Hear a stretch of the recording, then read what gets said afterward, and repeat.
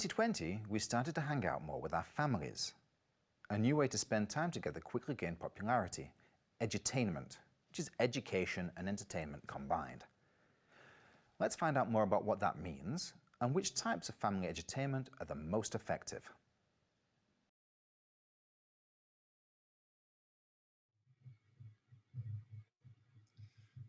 Добрый день. Good afternoon. Today, we are going to speak about a very interesting topic. How can our home become an educational and entertainment environment for everyone, for kids and for parents as well? This is something which we're going to discuss. Obviously, we are watching lots of movies together with our children. We are reading books out to them.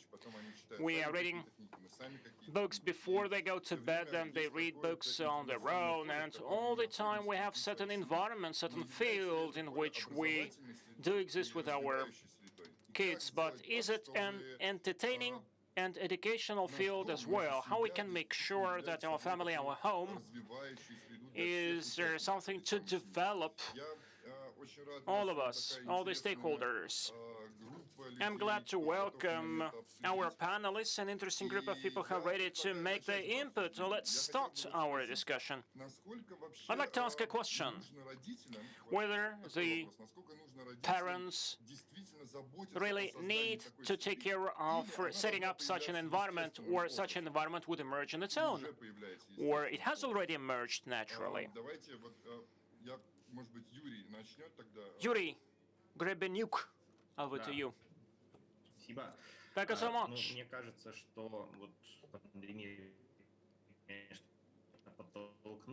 I think that certainly the pandemic boosted this phenomena to existence, but even before the pandemic, the right approach to educating your child is about taking any advantage of such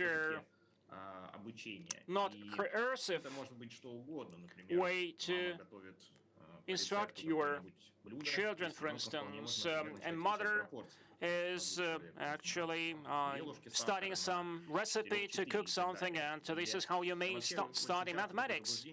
Just 2 spoonfuls of something for one person, and 4 spoonfuls for something for 2 people. And if you keep track of your kids, when you see that age of 3, a child takes a stool and starts pushing that from behind, he would understand what the gravity center is about.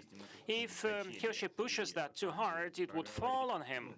Then if you go to the swing with him and show what leverage is about, then a child age of 3 to 4 may understand the theory of statics, however scary it may sound when applied to a child of 3 or 4 years old. And this is also applicable to video and radio.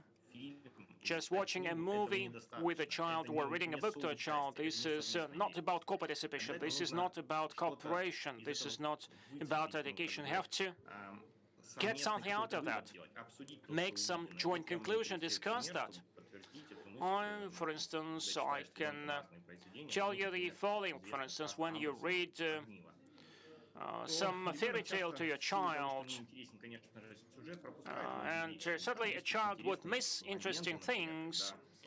For instance, when a soldier or the old woman agreed on something after, the soldier actually got out of where he was, he denied, he refused to give what he promised to the old lady, and he had to kill her. And if you don't discuss that with your child, he or she will not understand the very essence of that fairy tale. And this is true of the videos and movies. This is the best way to show that the real life is much more interesting than the online one. Yuri, I keep listening to you and caught myself thinking that you are saying the very right things, but people who are listening to us probably would think that what is interesting for me as an adult not necessarily would be so attractive for a child. When I'm consulting my children or parents, I listen from the kids all the time that they need something different. They'd like to surf other social media. Ellen Galinsky,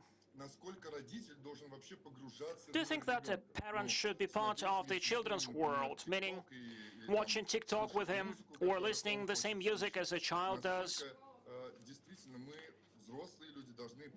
Do we, the adults, really have to plunge into that world of a child? That's a great question. I first wanted to say that what Yuri is talking about is taking everyday moments and turning them into learning moments. And at the Bezos Family Foundation, where I work, we have spent the last almost a decade looking at the best science on how children learn. Not just content. I think, Yuri, you were talking a lot about content, but also the kind of skills, the learning skills or life skills based on executive functions that that are important for children to learn. And we've created both an app and a program that you can download all free all over the world, many languages, called Vroom, V-R-O-O-M. I'm not selling anything, it's free. And it just takes those everyday moments and invites the child. Now to your question about, do we have to get into the world of the child? I think even for a young child, we need to know, take their view. I would call it the skill of perspective taking. We need to know what we think and what they think and feel, how they see the world. So that may be for an older child knowing about TikTok, or my 8-year-old grandson is very interested in Roblox and Minecraft. And I find that we can have really great conversations if I do get into that world and know what it's about. And then I can do what you were talking about, Yuri, which is build on and extend what they're learning. From Minecraft, we got into Greek myths and Egyptian myths. And so you're not just where they are, but you're finding out what would connect to them and extending their learning.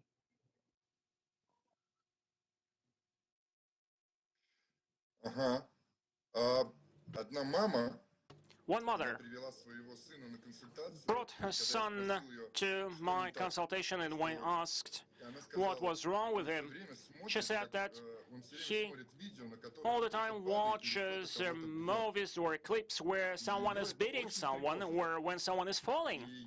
And she was very anxious about that. And I can imagine what if I tell this mother, just watch this movie, this video along with your child. Probably it is so exciting when someone is beating anyone or when someone is falling. The content which may be interesting for a child probably would be totally unattractive for me as an adult. And this entertainment content which is available today, whether it can be translated into education. Nikki, over to you. What do you think about that? My view always is very much empowerment of the child, and certainly in terms of technology, they're normally way ahead of where the adults are, in my experience. And I always say that technology is moving faster than the speed of thought, and children are far more plugged in than we are. So I think it's really important that as adults and parents and teachers in their world, that we kind of keep up with them. And a child likes nothing more than educating an adult, rather than the other way around. So I've learned with the children I work with and my own children that to kind of empower them and say, you know, I don't get this. Show me what you're doing and explain to me what you're doing. Show me how to do it. They love that. You know, they love feeling that they're helping you. And then all of a sudden, they've invited you into their world and you're understanding what they're doing. So, and in terms of education, you know, I will say again, you know, every day is a school day. You know, we're all learning every day, not just the children, but the adults as well. And in terms of being on kind of you know, looking stuff up on the internet or going on trips. Again, you know, I always, you know, if we're going somewhere, would always say, oh, it would be really good if we knew about this, but, you know, before we get there, you know, find some stuff out for me, you know. And again, they do the research, they're online, they're they don't realize they're doing it, but they're researching, you know, and they're finding out stuff. And then when you get there, they can tell you, hey, did you know that, you know, this has been here since this time? And all of a sudden, again, you're empowering them and they become the teacher. And I think that's a really powerful thing. Питер, а вы что думаете? Peter, what do you think about that? Yeah, I think that we can learn a lot from kind of like the entertainment side of things, and I think that you know, of course, coming from games myself, I think that you can learn pretty much anything kind of like by playing games, and always whatever game you do or play, and I would say whatever you do, you always learn, and games are no different. But I also think that it's very, very important that we bring together kind of like the best game designers and the best pedagogues, because they're typically like different people, and I think that that is kind of like really the challenge that we face when we want to create great learning experiences. That you know, I don't know how many times I've been told that Peter, you have to understand that it's a learning game, meaning that it's not very good. And then, you know, good luck with trying to get your kids to play something that is not very good. It has to be, you know, like as good as, you know, Ellen was talking about like Roblox or Minecraft, and, you know, like these things like come and go. And of course, you need to then compete with all the other things that, you know, we adults can do and kids can do. There's no shortage of kind of like entertainment options. You can download the latest game, you know, watch the latest movie on Netflix, you know, or you know, whatever you want to do, you know, you'll always find entertainment like around. But so I think that that is kind of like one thing. Really look at then designing these learning experience so that they're competitive with everything else out there. And then I think that also you know, we need to create experiences that bring the parents and children together. So I think that is also, there's no excuse for not doing that. And you know, like I mentioned, this you know, future astronaut training program that we created together with NASA back in the day. And I think that you know, who wouldn't be interested in, you know, space and, you know, being an astronaut? And then it turns out that, hey, you know, to be an astronaut, you need the life skills that all of us need. And it's just kind of like a bit more exciting if we talk about space and we talk about astronauts. But you know, when you think about then, you know, like for example, early years teachers, of course, they are train the future astronauts, because, you know, astronauts were kids, you know, back in the day as well. So I think that there's a lot of these kind of opportunities that that we can kind of like capture, and I think also now the pandemic, you know, all these crises are always like opportunities. So right now I think that it's really important that we then look at what has been going on. I mean, people are stuck in their homes, and you know, how can we then bring kind of like the social experience of you know, learning, because it's again or I hope that the future is not about like all of us sitting in front of a screen like we're doing now. I mean, I would much rather be there in person and, you know, like talk to all of you. And I think that the same thing now, that we need to look at how can we make the social experience kind of like happen. And I think, okay, Roblox, Minecraft, a lot of these things. So we're really looking at how can we do that. And you know, even in these kind of like pandemic times, I think that it's super important that we can like connect people, bring people together, you know, parents, kids, everybody. So again, I'm very optimistic about our ability to create these kind of experiences, but we need to bring the right people together. I think that's like absolutely key.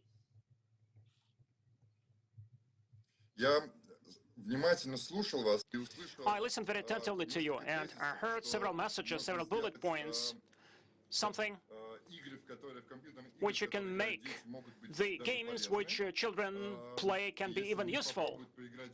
And if parents start playing these games, probably they would learn something new.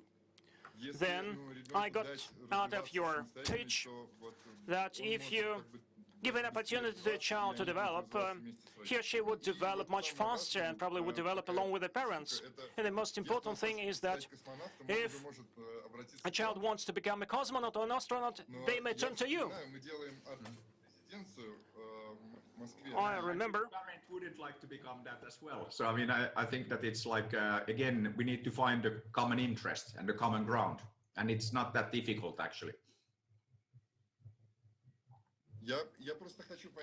I just want to understand whether it is true for other countries. Because, for instance, in Russia, when a child says that he wants to become a cosmonaut or a painter or a singer, they're very anxious. They say, first of all, you have to get a job which will help you to earn your bread, and then you can dream of something else. And that's the end of the story, actually. Yes, I have to interrupt you there. I think that this is actually very important. We should actually focus a lot of effort and energy on the parents. The parents in many countries need a lot more education than the kids.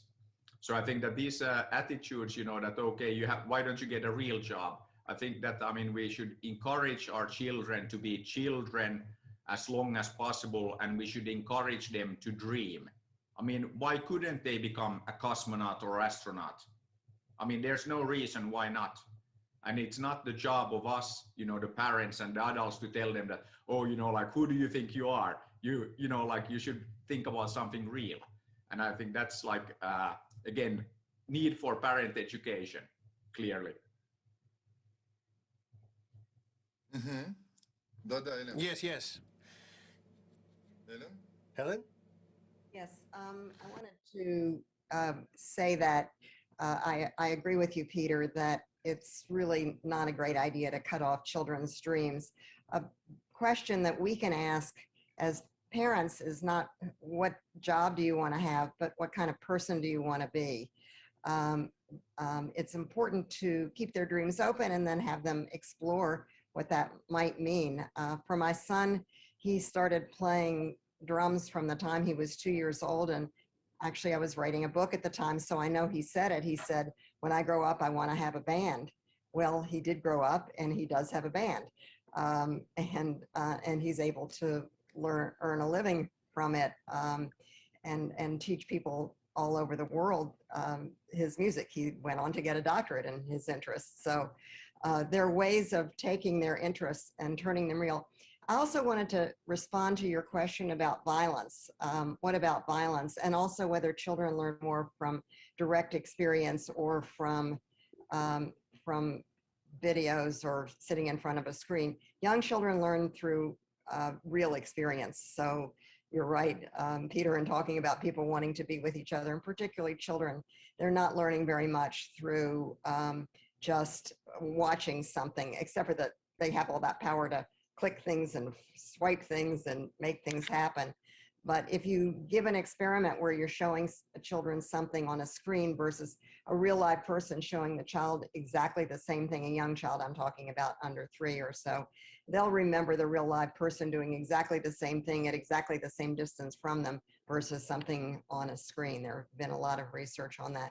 In terms of violence, I think that their parents do have a role, but not in a dictatorial sort of a sense.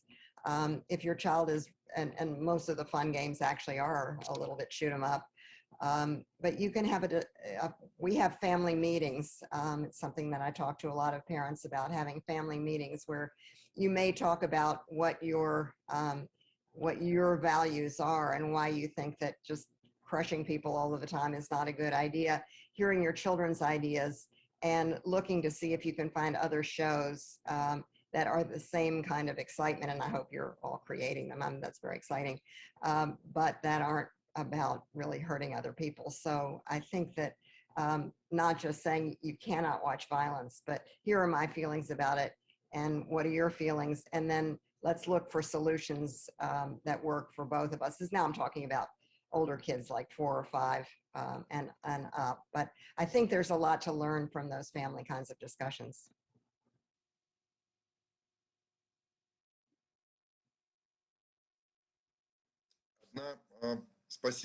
Well, thank you very much. One mother told me that during the pandemic in Moscow, she really had a hard time because she couldn't understand where the lessons stopped and where just normal, regular life was starting at home. And everything got into some, mixture. Work, home, she had 2 kids. And Philip, a question to you. When a kid in a regular school is in a regular school, they have like 40 minutes of a lesson, then 15 minutes of a break, and they are switching, and they know for sure, here I'm learning, and here I'm just taking my steam off, and I can talk to my friends. And now we're saying that everything can be turned into such an educational environment at home. Where should we make these breaks, or are they needed at all? I know that a lot of people are watching you. How do you think? What do you think about this? Well, thank you. We do two types of content. Content for adults, that's Arzamas project, and maybe the target audience starts at 14-year-olds. And there's another project that spun off from it, Gus Gus. It's a mobile app. It has lectures, courses, podcasts for younger kids. We're saying that the age audience is from 4 to 12. But we know that in some cases mothers are watching those rather than kids, and quite often the metrics reflect that as well. In connection to what's been said earlier, I think that it's very important to go where the kids themselves, feel excited, and also the intonation that you're using, talking to them is very important. I would generalize saying that intonation, starting from our today's conversation all the way to a school lesson, is the most important thing. The intonation, the way of communicating, because we can speak arrogantly, we can think that kids are pupils that need to be taught something, or we can plead them, cajole them, or again, we can keep a distance and talk to them on par, like we're equal. And I think this is the intonation which is the most relevant when you're talking to your audience with respect. We understand that there are a lot of ways to spend time available to a kid, and the older they get, the more difficult it becomes for us to persuade them to watch our lectures, because there are lots and lots of exciting things around them. So we have to think of some Trojan horses that will persuade them to choose us. So what do? For instance, we make videos that run for 20 minutes. It takes us about a year to prepare them, and each of them is devoted to some larger subject, like ancient Greece in 18 minutes, ancient Rome in 20 minutes. There are dozens of professionals working on these videos, from scholars, editors, and then they're shown in schools, because it's kind of an entry into the subject. We can make jokes there, we can do all sorts of shenanigans, but we know that we're giving them kind of an integral picture, which is quite honest. And I think that it's a very important story. We're talking a lot about differences between generations, and that's true. It's just the day before yesterday I got an account at TikTok, and I still don't understand why I did that, but I know that my daughter can't imagine her free time without it. But the differences relate in many ways to the technology and ways of transferring the information. But they said it's very important to find those things that bring us together, because among other things, and the pandemic has shown it, we live in the world with a shortage of connections. There's a lot of disparity there, including between generations. Therefore, we need to find things that bring together the generations, the social groups, countries, and what's in common between a mother and her daughter, between myself and my daughter. The general thing between us relates to huge questions, like, for instance, is it true, or can rabbits wear a watch on their hand just like Alice in Wonderland? Or can you climb the hair, just as Rapunzel did to a castle tower. What to do if a close relative has died? What to do if somebody doesn't understand me? What to do if my teacher is a bore and a bully? These and other questions that are the most important in the world for the kids can be solved through culture. So that's what we do in Arzamas and in Guz. We are showing that culture is a thing that has something to do with you. And if it has something to do with you, it has something to do with your mom. And this is the point of bringing you together.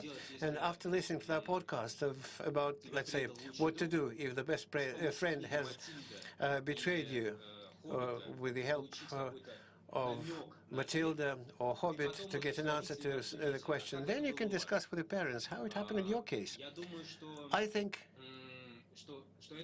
that this is one of the ways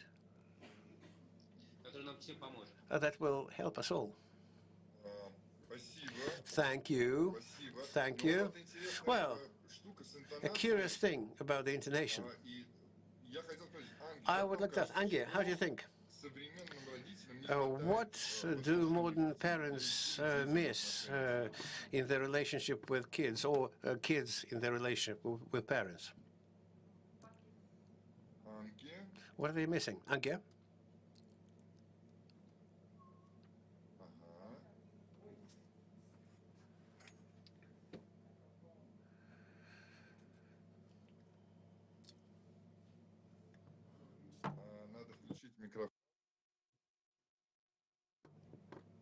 Can I please switch on the microphone?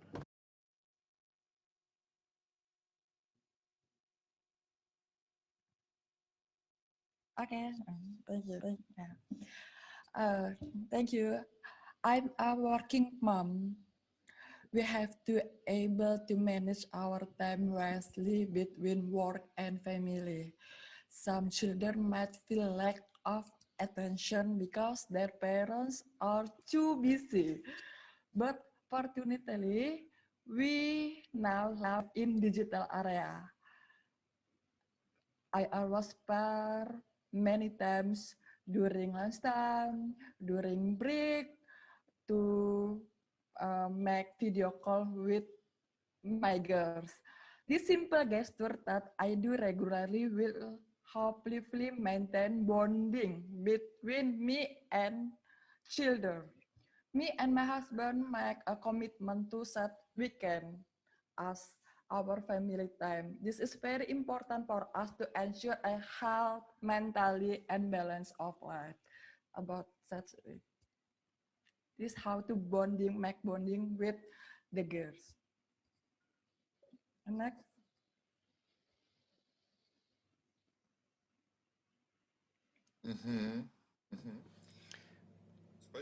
Thank you. Thank you. Jan?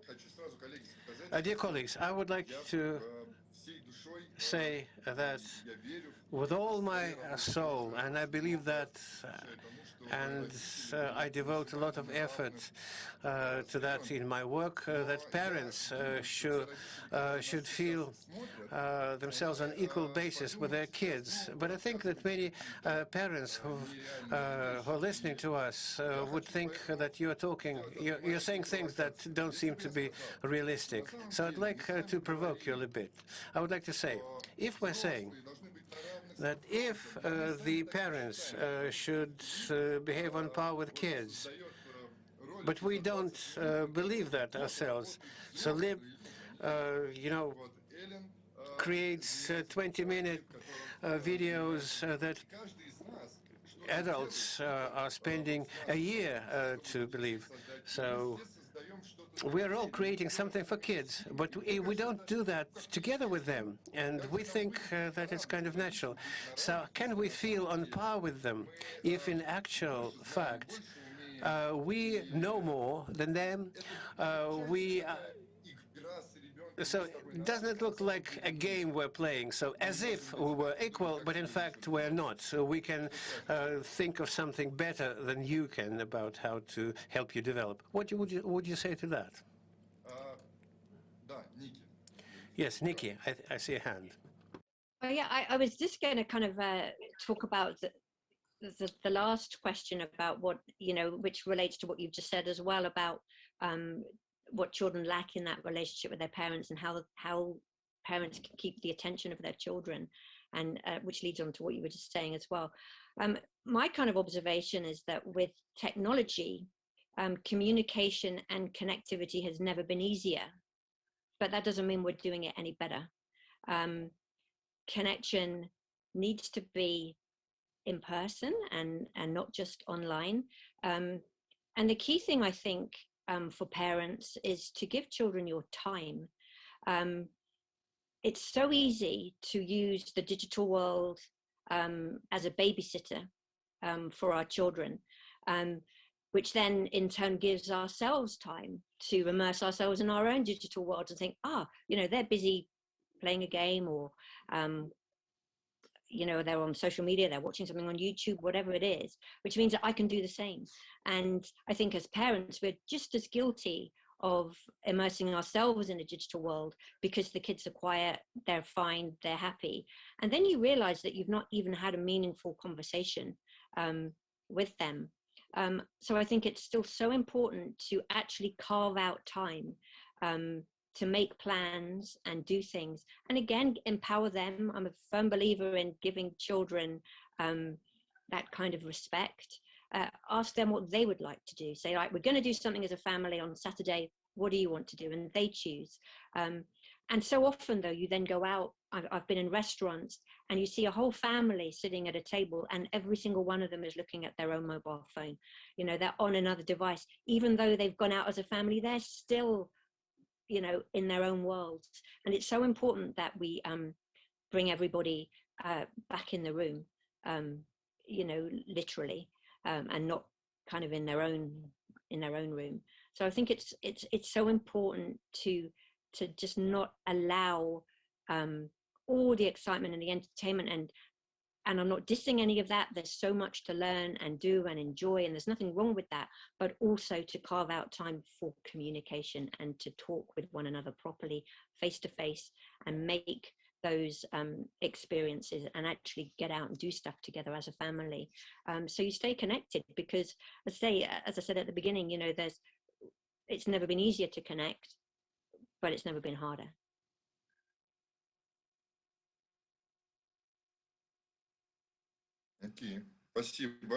Thank you, Yuri.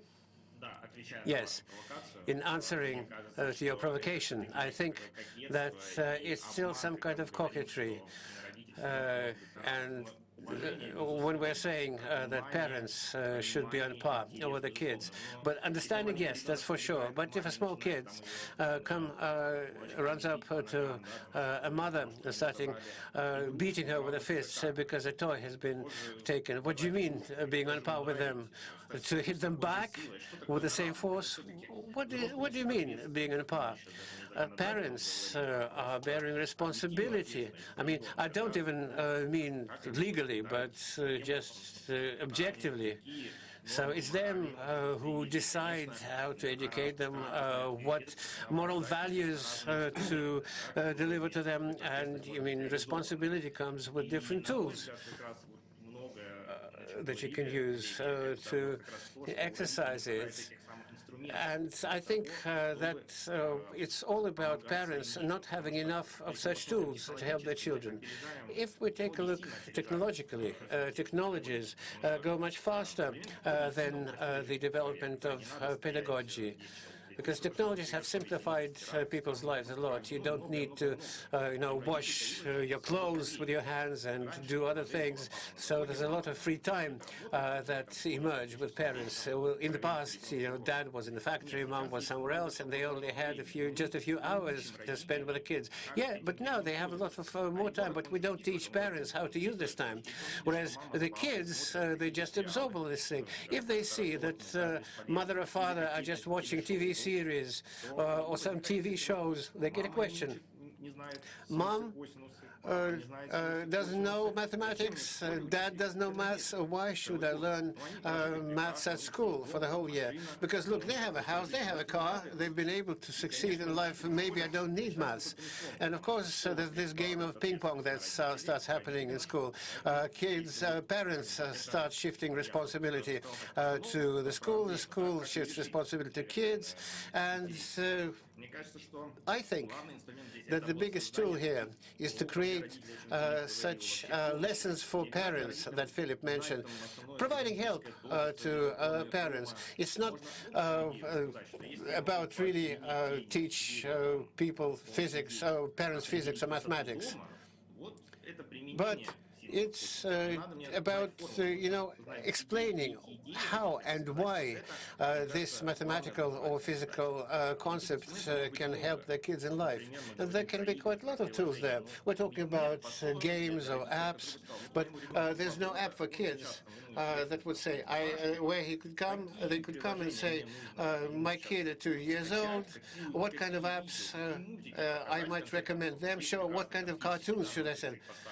Because there are some fix-it cartoons from Russia that can do this partly, but there's not enough of that, and I think this is where we should all go. Okay, thank you so much, Alan.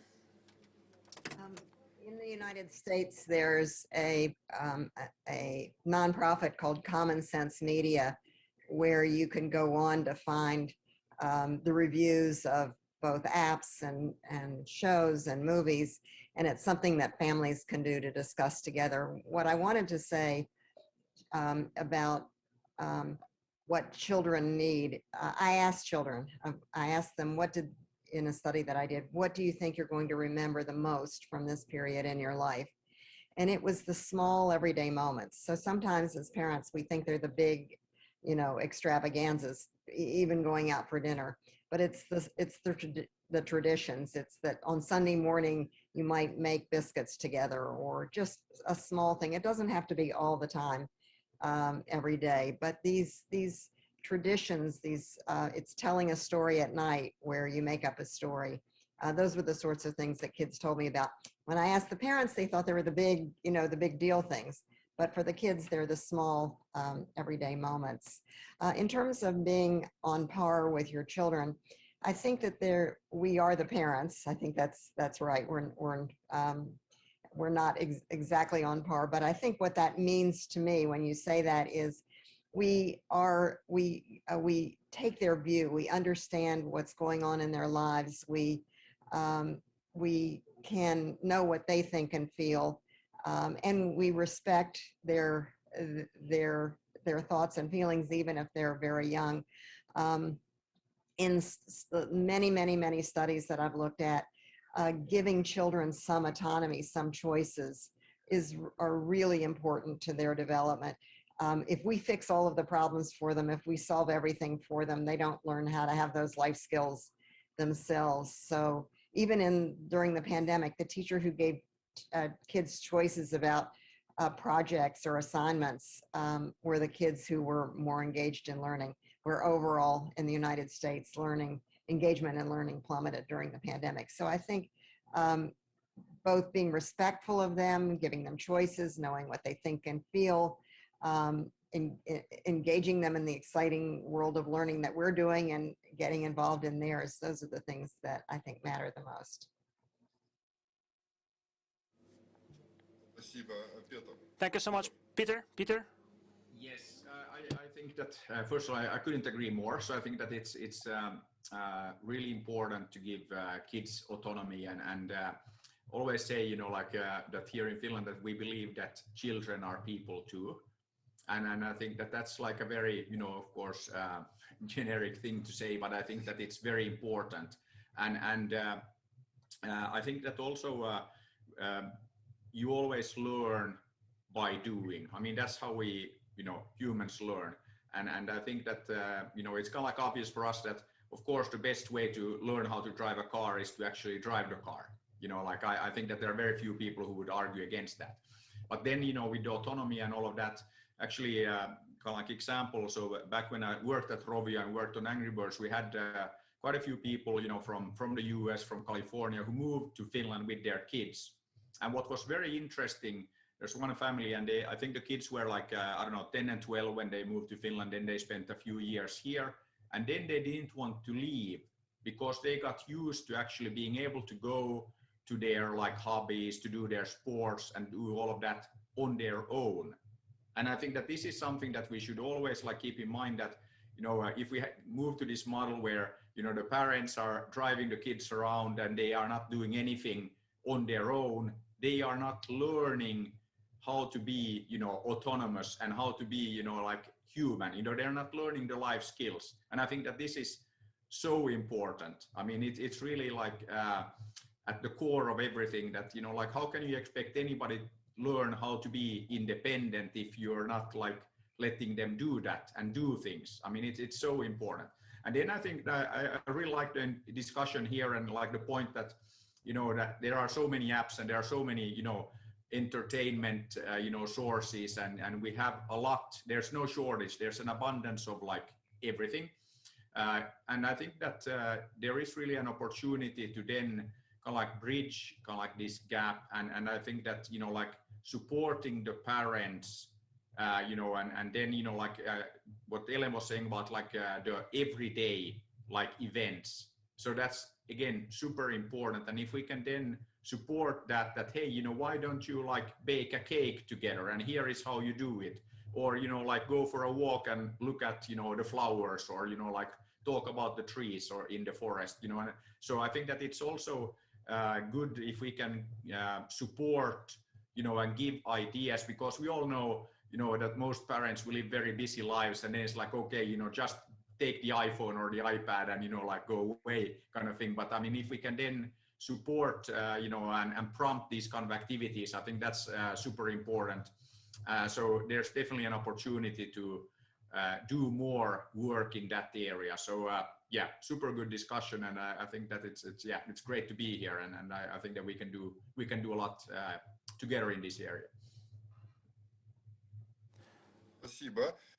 Thank you so much. Philip, you wanted to add something?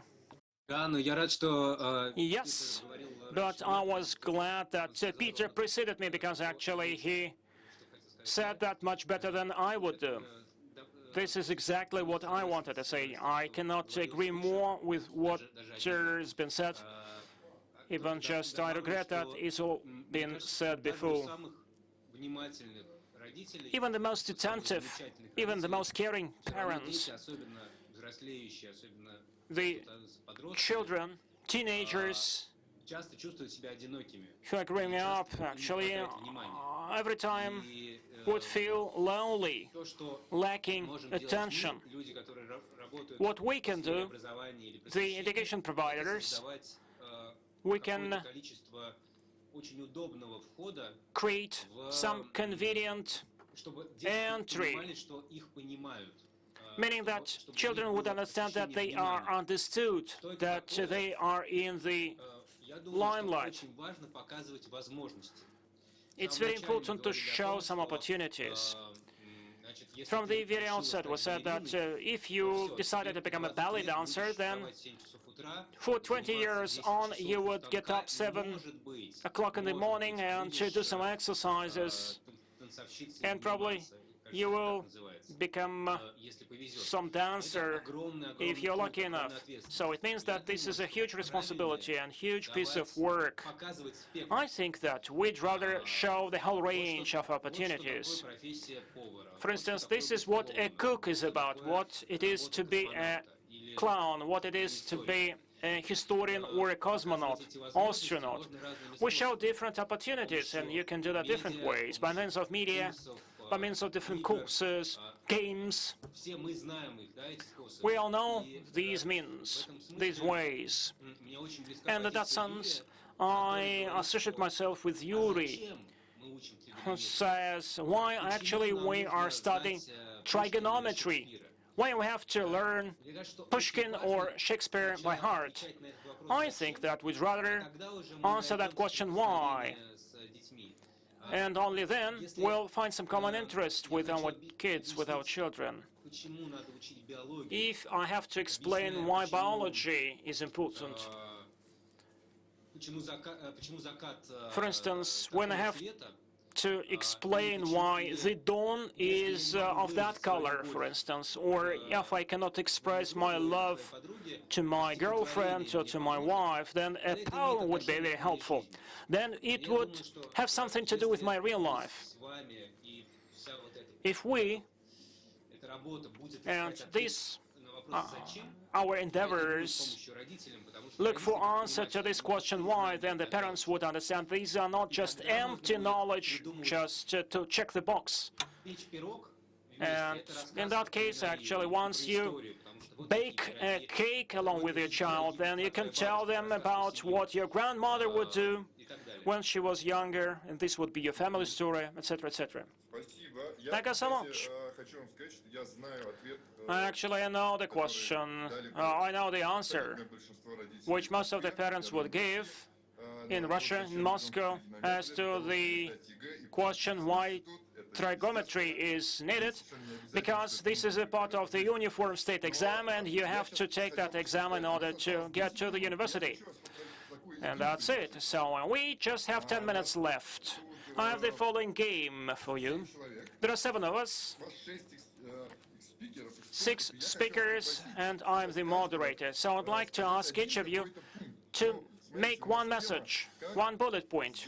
Our topic is how to make a family an edutainment environment. We have discussed lots of things. Just give a piece of advice, a tip for the parents who are watching us today. What the parents can do right now, and that for sure will help them to make sure that the family is developing and not regressing. So who is ready? Just raise your hand. Just one piece of advice, one tip. Anke? If we talk about transformation digital in pandemic, the good thing is it's now easier for parents to search for information and educational materials online. But the hardest part is how to make sure that the digital content they watch is a good one. We have to have the team at home. We have to support system in home, and that we have to very supportive such husband, mother-in-law, sister-in-law. That's why if we are going to working, we know that our children are in good hands in the transformation digital. Thank you very much.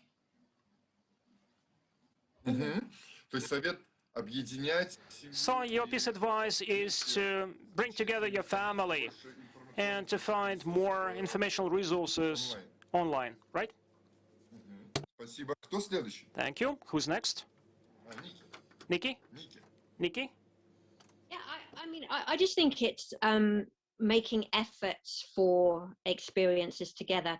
In my family, we take turns for choosing. We have a family kind of movie and dinner night where we take turns. So each child knows that a particular day is the day they get to choose the movie and they get to choose the meal.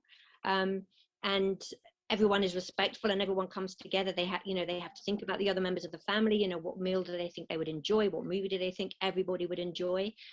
And make those occasions together. I think it's so easy for everyone to drift to their own rooms and do their own thing. And with devices now, you don't even need a television in your room.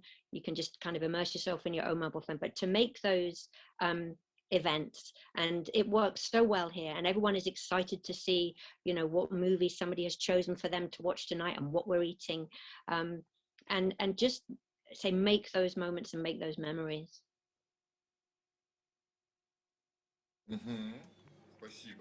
Thank you. Who's next? Yes, Philip? I think that you have to come to an agreement with your family, with your kids. I have not yet tried that, but I would advise that to myself. to agree with your kids to break some rules. For instance, you wake up 10 minutes earlier to read a book, just a very first random book which you take off the shelf. And secondly, I apologize for breaking the rule which you have suggested, just one tip only. So this is my second tip. This is a little trick. If you go follow some route to school, even if it is a very boring road, you can watch some educational video or listen to radio or some application to find out something about that route, to surprise your child asking, do you know why, for instance, the snow is melting, or how fast it is melting, or anything like that? Why the water is wet, and that actually would make it less boring. So invent all the time sudden tricks, U-turns, in order to get out of that boredom. Thank you so much. Ellen? Yes, I did a survey 20 years ago of kids, and I asked them if they had one wish to improve, in this case, their mother's or father's work affects their lives, what would that wish be?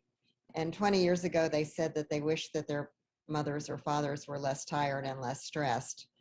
But they also appreciated their parents' work. They thought their parents should work, and often they thought their parents didn't like their work as much as they did. So we as adults have busy lives, and I think we need to put that into context. During the pandemic, though, we've all had more time together, and I hope that we keep that. What children wanted was back to what I said before, which was those small everyday moments. I don't think we have to be, think that we have to be on and being family entertainment all the time, every day. That would be exhausting, but we can create these moments where there are those traditions like your family movie night. I think that's lovely. We have a family discussion where everybody takes a turn in sharing something that they would like the other people to know. So just creating these times to be together in these traditions and not feeling guilty about everything else that we have to do, because we need our lives and they need their lives too. But bringing them into our lives, I think, is something else. So if we're with someone who's interesting, or we're talking on a Zoom call with someone's interesting, bringing in the child.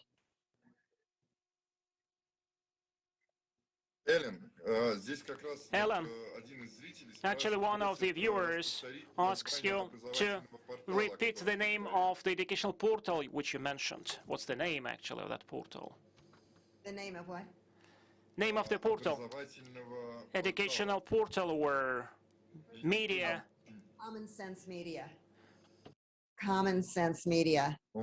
And then for children at the Baseball Family Foundation. Let me put that on record. Okay, thank you. Yuri, what would be your piece of advice? I'll be very brief. I think that the most important advice to a parent is that no one knows your child better than you do.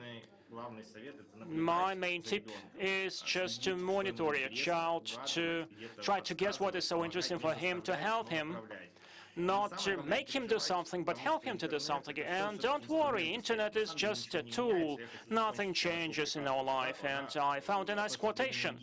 It is related to ancient Egypt.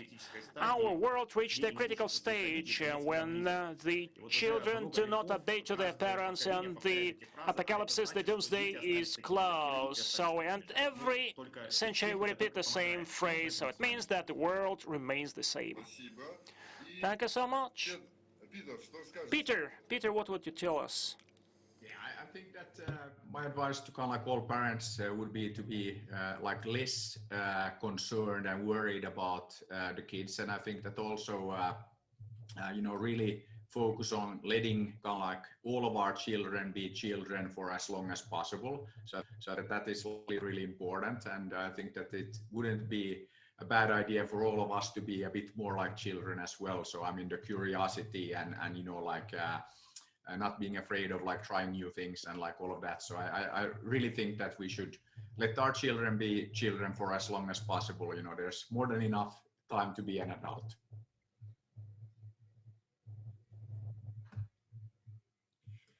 Окей. Спасибо вам большое. Thank you so much then. And in my opinion, it was a very interesting conversation. And I'd like to believe that everyone who listened to us, who watched this our discussion, could come up with some interesting conclusions and learn some practical tips which they can actually use right now, tonight. For instance, baking a biscuit, or picking a movie to watch together, or picking some topic to discuss together. Each of us used to be a child, and probably this is something which we all missed.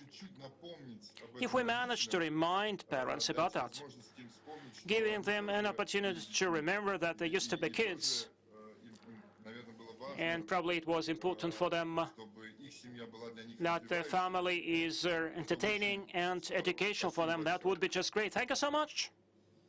Thank you.